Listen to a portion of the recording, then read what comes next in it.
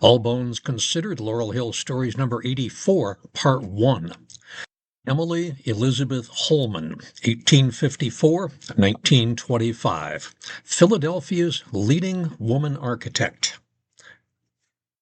Architecture can be traced back to prehistory. Early humans constructed shelters using available materials, and these basic forms of building laid the foundation for architectural practices. Over time, as societies developed, structures became more complex, reflecting cultural, religious, and social needs. Architecture began to emerge as a recognized profession in ancient civilizations such as Egypt, Mesopotamia, and Greece, where specific individuals were responsible for designing temples, tombs, and public buildings. However, the formalization of architecture as a distinct profession, separate from general building trades, occurred much later, especially during the Renaissance in Europe, when architects started to be identified by name and received specialized training. The earliest architects were often master builders or master carpenters who possessed advanced construction skills and knowledge of materials. They typically oversaw both the design and the building process, gradually transitioning from hands-on craftsmanship to a more conceptual and supervisory role as societies and technologies evolved. Blueprints were discovered as a sidelight of photography. Only 3 years after Louis Daguerre came up with the method that bears his name, the daguerreotype, British polymath Sir John Herschel described a photographic technique that yielded striking white lines against a deep blue background. He called this cyanotype. Now, this method was not only visually unique, but also practical.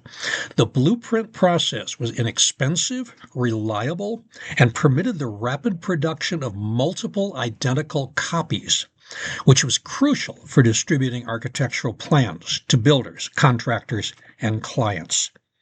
The clarity and durability of the images made blueprints the preferred means of sharing and preserving intricate designs for decades, so much so that the term itself endures today, long after blue backgrounds have faded into digital screens. And if you want to celebrate, World Cyanotype Day, WCD, is celebrated on the last Saturday of September. Make sure to put that on your calendar. As I have talked about many times before, it was in the 19th century that women began to take their place in society as professionals, challenging the male-dominated norms of long-established and emerging professions alike. At the same time, the women's role in the home was becoming more important, with women generally considered the primary decision makers in the management of the domestic sphere, including overseeing the home's decoration and design. It only made sense that women should design their own living and working spaces. In the mid-1870s, there were only a few professions considered appropriate for women based on their perceived intellectual capabilities, emotional tendencies, and fundamental responsibility to home and family. Historian Nancy Woloch writes that the term professional woman was considered a contradiction in terms because professionalism meant specialization that was thought to be beyond the capacity of the female brain. The expectation that a woman should be and should want to be tending the home fires meant that careers demanding long years of training and work duties, such as medicine and law, would require a woman to choose between marriage and family and a solitary, unmarried life. Despite these beliefs, the number of women professionals steadily increased during the Gilded Age. The proportion of women professionals was double that of women in the general workforce from 1870 to 1930.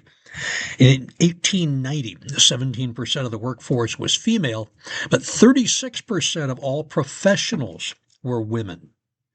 In her 1863 book, The Employments of Women, a Cyclopedia of Women's Work, Virginia Penny gives an overview of what were then considered acceptable occupations for a woman to pursue. She listed 515 occupations that were or could be available to women in an array of categories, beginning with 38 professional careers. Now, interestingly, architects were included in the book, but they were listed under the artist category as opposed to professional. Penny's professional list includes authors, deaconesses, government clerks, lawyers, librarians, missionaries, physicians, reporters, and teachers. Teaching and writing were the main accepted professions for women, seen as extensions of domestic roles. Women had taught in the United States since the 1600s, and Penny praised teaching as a vital profession, though she worried that women's education was often shallow. She credited Catherine Beecher for advocating better education for women, emphasizing the need for independent thought and action. But despite this, male teachers were preferred and they were paid more. Male principals earned 1.5 to twice as much as females. By 1885, Buffalo, New York, there were 38 public school principals, 8 were women. This reflected the ongoing gender disparities in leadership. Writing offered the additional advantage of allowing works to be conducted from home. As historian Francis Cogan observes, the mid to late 1800s saw significant demand for advice literature, etiquette manuals, cookbooks, and homemaking guides. Women with strong educational backgrounds possessed opportunities to author conduct of life books or engage in fiction writing, including submitting stories to magazines or publishing novels. I've talked about many of these women in prior podcasts.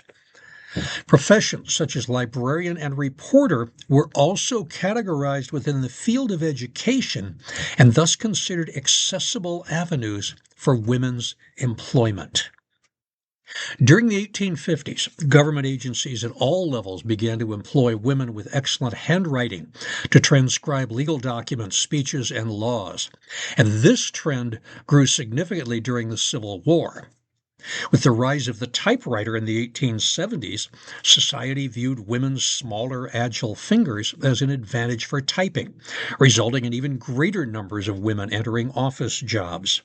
Now, despite performing many of the same administrative tasks as men, women were usually seen as assistants or secretaries, while men in similar roles were often expected to advance into management positions.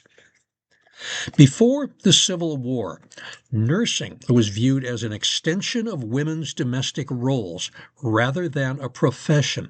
In fact, Penny does not even list it as a possible career choice in her book.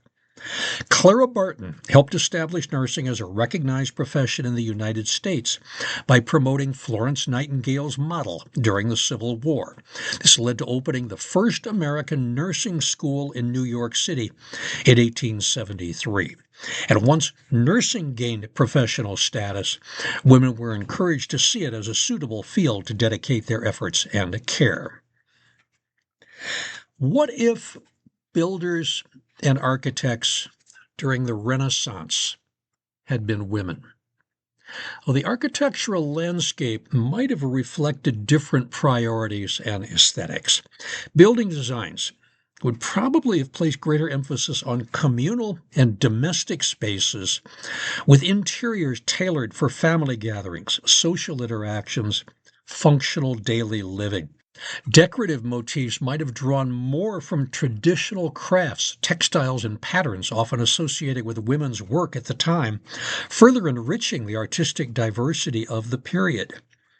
Additionally, city layouts and public buildings could have featured enhanced accessibility and privacy, reflecting women's perspectives on security and social structure. The very process of construction and the organization of labor might have evolved as women builders could have fostered collaborative work environments and innovative building techniques derived from unique lived experiences. These hypothetical shifts would have contributed to a richer, more inclusive architectural heritage. Like other professions, the women initially engaged with architecture through scholarly activities rather than practice. They focused largely on the domestic sphere. Louisa C. Tuthill authored the first architectural history book published in the United States. It was called The History of Architecture from the Earliest Times, Its Present Condition in Europe and the United States.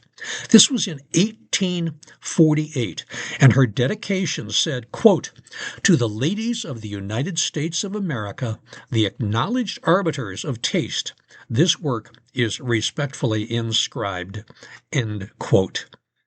Tuthill, born in 1798, had been writing for women since 1828. She died in 1879.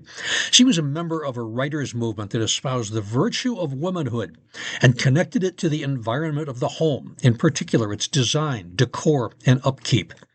These publications were part of a reaction to the dramatic changes that took place in America from 1815 to 1865. The Industrial Revolution and advancements in transportation greatly impacted the lives of Americans. The middle class sought to conserve traditional values, with the home environment central to this effort. Catherine Beecher, 1800-1878, was another architectural critic who wrote for the general public and building practitioners on residential design.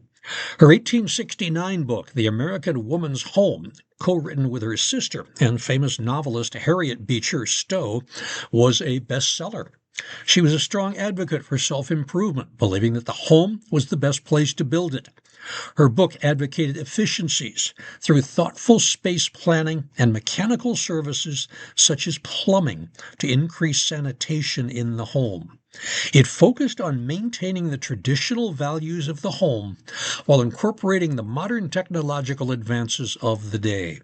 Catherine also wrote articles in builders' magazines on the latest research in sanitation and heating. As populations and disease increased in congested urban environments, the need for technological sophisticated houses arose and a call for professional oversight began. While there was hardly an overwhelming call for women architects, the obvious connection was made as early as 1857 by the architect Calvert Vaux, who wrote, quote, "There can be no doubt that the study of domestic architecture is well suited to a feminine taste." End quote. As homemakers or daughters of homemakers, it was often noted that women were in a far better position to comment on the practical details of the design of a house. Quote, "It must be obvious that women have a far more ultimate knowledge of the requirements of a home than men usually have," end quote, said an unnamed woman architect in the New York Tribune in 1901.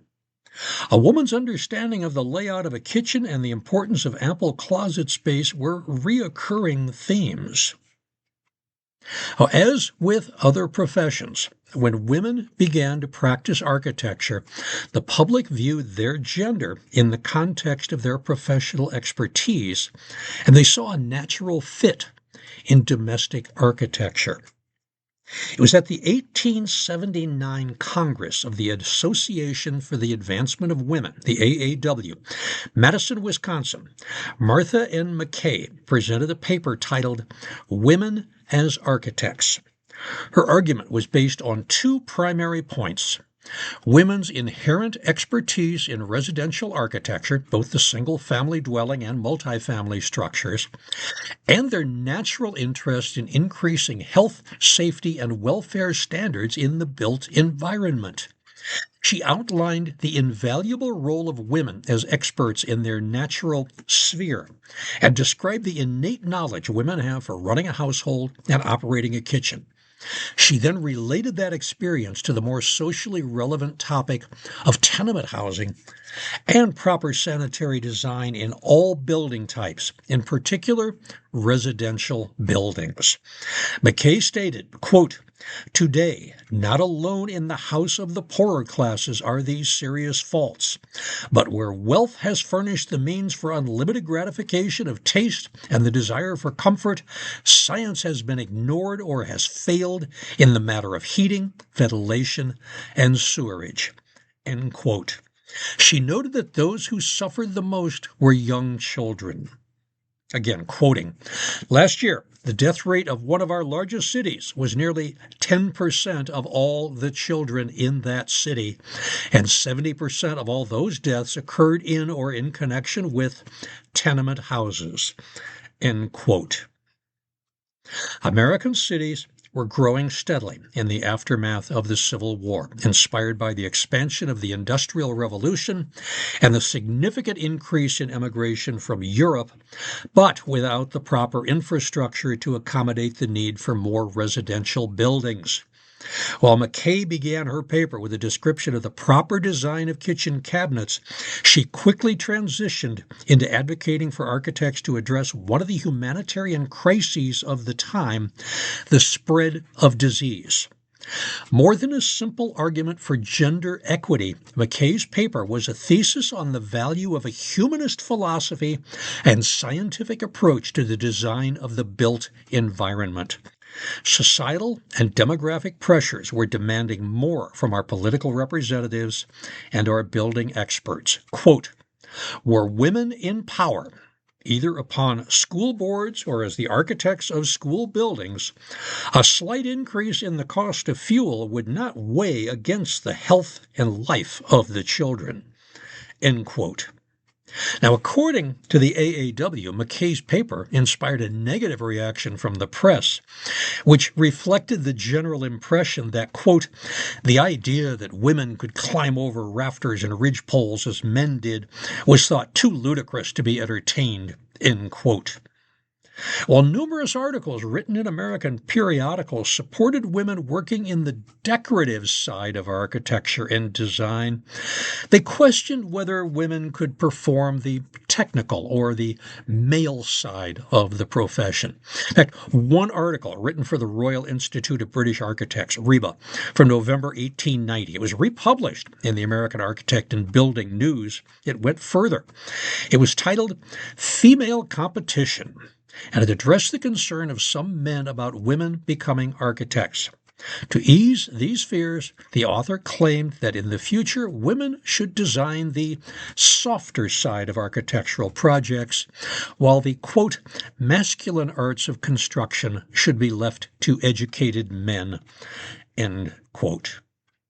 All early woman architects and their successors were exposed to similar critiques in the years to come and responded through their actions, particularly by visiting construction sites and overseeing the installation of rafters and ridge poles.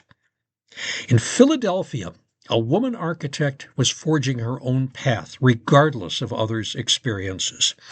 Emily Elizabeth Lillie Smith Edwards Holman was born February 2, 1854 in Pennsylvania, to Samuel Lawrence Smith and Susan L. Hance. Little is known about her early life, but at the age of 17, in 1871, she married Robert L. Edwards, with whom she had a daughter. And then after Edwards died, she married the widower David Shepard Holman.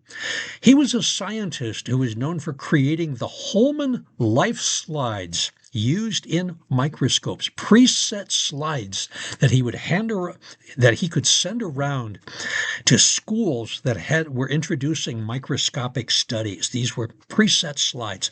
The two of them had no children together. Now I'm going to quote from an article. This is from the Philadelphia Evening Public Ledger, published Wednesday, July 10th, 1915, front page. At that time, the interviewee, E. Holman, had been working as an architect for about 20 years, and she was very well practiced in answering the question, how did a woman become an architect?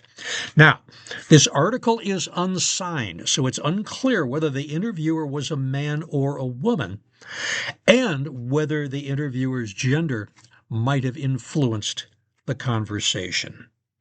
Headline, Woman Architect Tells How She Won Success. Subhead, Mrs. E. Holman found she was doing a man's work, so she tackled a man's job and made good at it, designed homes and theaters. One of the wonders of this 20th century is the way the most feminine of women undertake, without much precedent to back them up, to do a man-sized job and get away with it. Just looking at Mrs. E. E. Holman, with her soft white hair and her pretty blue eyes, and noting her modest, retiring manner, it seems almost impossible to believe that she was among the first woman architects of America, and so far as available records go to show, the only really successful practicing woman architect Philadelphia has ever had. Again, remember that this is in 1915. Nor does it seem quite credible that 20 years ago a young woman could blaze the trail of a profession new to her sex and, without any masculine aid whatsoever, have to her credit the planning, single-handed, of opera houses and theaters, pretentious residences, prominent folk, and innumerable homes for more people than it would have been possible to keep any account of. It's true, nevertheless. 2 decades ago, in a day when you could count the women architects of the world on the fingers of your one hand, Mrs. Holman entered the office of an architect, presumably to do clerical work. But before she felt that if she tried very hard and kept her eyes and ears very wide open, she too could become an architect. Pretty soon, it was felt around the office that the new clerk had an artistic eye for designing, and it wasn't long before the entire staff got into the habit of asking her advice about plans, consulting her about specifications. Sometimes they even got her to do the actual drawing. And finally, she realized that in everything but name, she was really and truly an architect. And when she interviewed, she said, "I thought then, reminiscing, that I might just as well come out in the open and be known for what I was, and so I went into business for myself and opened my own office." Practicing architecture 20 years ago was very much like writing novels in the 18th and 19th centuries. If a woman wanted to indulge, it was safest to mask her identity under a masculine-sounding nom de plume.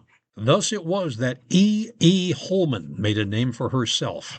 In some cases, when her clients discovered that it was a woman with whom they were entrusting the building of their homes, they withdrew their orders, being persons of little faith in feminine ability. But in the majority of all cases, all that was asked was that the architect deliver the goods, and this was being done satisfactorily. Mrs. Holman was forgiven for being a woman. I remember once, though, I had an order from New York, and my client called me on the long distance. He asked for E. E. Holman. "This is E. E. Holman," I replied. "I want to speak to E. E. Holman, the architect," he said severely. I explained it as timidly and as best that I could that I was E. E. Holman, the architect. "Is E. E. Holman a woman?" he asked ferociously. On being told the truth, he put down the receiver, and I've never heard from him since. Despite such instances as these, however, many people showed a liking of the designs which came from the E. E. Holman office. It was not long before this pioneer woman architect discovered she had almost more work than was good for her. And when it became necessary for her to retire a little over a year ago because of overwork, she found there wasn't a state in the Union in which there were not homes of her designing and planning. Moreover, she had taken orders from Canada and England and France. Furthermore, she had designed the summer home of John Hay, Secretary of State, in McKinley's cabinet. As an aside, John Hay was also one of Abraham Lincoln's private secretaries. She also designed the home of Francis Wilson, the actor, at Lake Mahopac in New York. The theater of the National Park Seminary outside of Washington, famed for the beautiful simplicity of its design and its wonderful acoustics, was also done by Mrs. Holman. I have never done an office building, however, and I believe that this is purely a man's work. You know, an architect is really the director of the construction work, and I feel that building an office skyscraper is too big a job for a woman. It might entail running out on a beam 9 stories high or something like that, which a woman perhaps would hesitate to do. The woman, however, who would become a successful architect cannot expect to stand on her femininity. She must forget that she is a woman and remember only that she is an architect. Nor can she conduct her business from the sheltered precincts of a studio, intent to set out only the planning and designing, says Mrs. Holman. She must know all about specifications and the cost and quantities of material. She must know what kind of wood to use, what kind not to use, how much mortar and plaster, how many bricks of building a certain size will require. She must estimate her cost and her materials with a close margin. And this means knowing the profession from the ground up. She must also know how to combine practicability with artistic designing. She must actually know how to build and how to supervise the building. Many of the time, I have had to show the builder how to go about carrying out my plans. To do this, I have had to take the tools in hand and show him how to make such and such a wall. Oh, that's included in architecture. The woman who would be a successful architect must add to this knowledge and ability to listen to men swear long and hard in her presence without getting riled. I believe such a one, despite her sex, will be well qualified for the profession of architecture. E. Holman had laid out the criteria necessary for a woman to be a successful architect 14 years earlier in an interview with the New York Tribune, January 20th, 1901. If a woman wants a career spelled with capitals, she will do well to avoid architecture and undertake something that makes more noise and requires less work. Practical architecture includes much climbing of ladders, walking of beams, unfinished houses, constant supervision of workmen. For this reason, the woman who enters the profession is undertaking a business which is better suited to men than to women. If she has in her the elements of success, however, she will succeed. The necessary qualifications are a talent for designing, capacity for hard work, a willingness to master the details of small things, patience to work and to wait, and business ability to know an opportunity when it presents itself. She must, too, be ready to fight, if necessary, with stupid and incompetent people for what she knows to be right. Women are apt to excel in designing homes, but this is a very small part of the requirements. In its other branches, men have the advantage more than in most occupations. It has always been my aim to do my work in such a way that my clients shall not recognize that I am a woman. Indeed, many of them are entirely ignorant of the fact. I should regret to be known as a woman architect. International business magnate Evermont Hope Norton liked Holman's work, and she built for him what she considered her crowning achievement, Buena Vista, Spanish for good view, an estate in Greenwich, Connecticut. Buena Vista combines Spanish and Italian architectural styles with elements inspired by the East and modern Western civilization. The house features a bright red tile roof, Portland cement walls, buff brick accents, turrets, arches, balconies, and unique windows that blend well with its natural surroundings. It's built to fit its site. It sits on 10 acres atop a rocky cliff that's about 30 feet above and 700 feet from the King's Highway. Extends roughly 230 feet in length. This house is massive. For comparison, the shortest foul line ever in a Major League ballpark was only 20 feet longer when the Los Angeles Coliseum served as the temporary home of the Los Angeles Dodgers from 1958 to 61. The left field foul pole was only 251 feet down the line, and this house was just 20 feet less than that. Buena Vista boasts stone fireplaces intricately designed with carved lions and family crests, elaborate chandeliers that hang from the 10.5-foot ceiling, stained glass windows. The road leading to Buena Vista is about a mile long, and it is lined with more than 1,000 varieties of trees, shrubs, and other plants. For a detailed description of floors and room plans, go to the blog spot Half Pudding, Half Sauce from April through May of 2014. There's a whole write-up with dozens of pictures of Buena Vista, a magnificent property. Now, the original owners had 16 houses built around Buena Vista. He called this settlement Hillcrest Manor.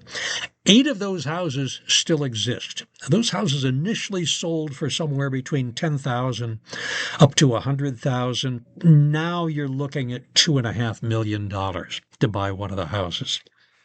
Another one of her projects, the National Park Seminary. This was a project that lasted for several years, and she created nearly every building on the site. It was a former hotel casino. It was purchased by John and Vesta Cassidy in 1894 with plans to make an exclusive finishing school there. About 20 buildings on the site.